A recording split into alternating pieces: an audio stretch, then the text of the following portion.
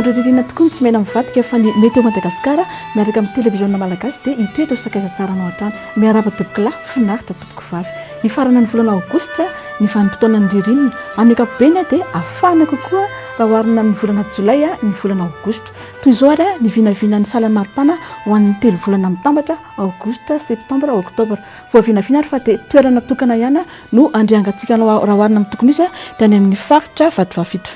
fa ifanaraka amin'ny tokony izy na afana kely kokoa manerana ny faritra Sava, Diana, Sofia, Alotra Mangoro, Betsiboka, tapany avaratry ny faritra Analamanga, Melaky, Atsimo andrefana ary Androy. Na ny faritra sisa dia afana raha oharina amin'ny tokony izy. Raha ho an'ny telo volana manaraka indray ny salan'ny maripana ho an'ny telo volana septambra, oktobra, novambra dia vao vinavina fa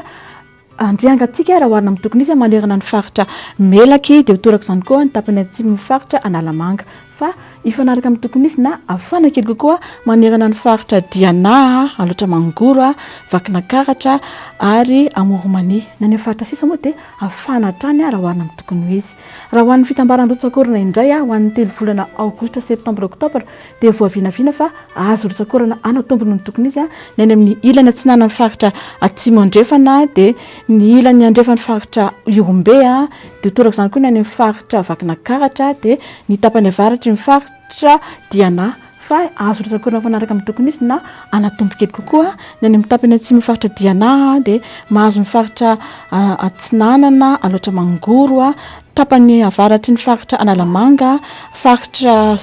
Anosy ary ny ilany atsinana ny faritra Androy fa azo rotsakorana fanaraka amin'ny tokony izy na olatsaka kely manerana ny faritra Sava, Analanjirofo, Betsiboka, Vadivavy,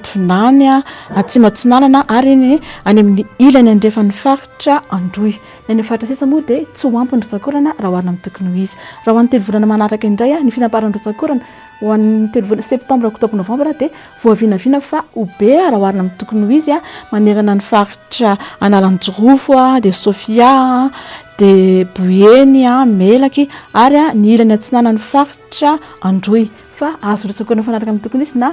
olatsaka kely kosa manerana ny faritra Atsinanana, Vadivavy, ny ilany andrefan'ny faritra Iombe ary ny faritra Anosy. Na ny faritra sisa moa dia tsy ho ampy hatrany raha oharina amin'ny tokony izy ny rotsakorana. Noho ny fotoana tsy azo ivalaparana sy ny fandarantsika efa ny farana dia ametraka ny veloma mandram-peona ny tenako ary manome fotoananao afaka revolana toy izao.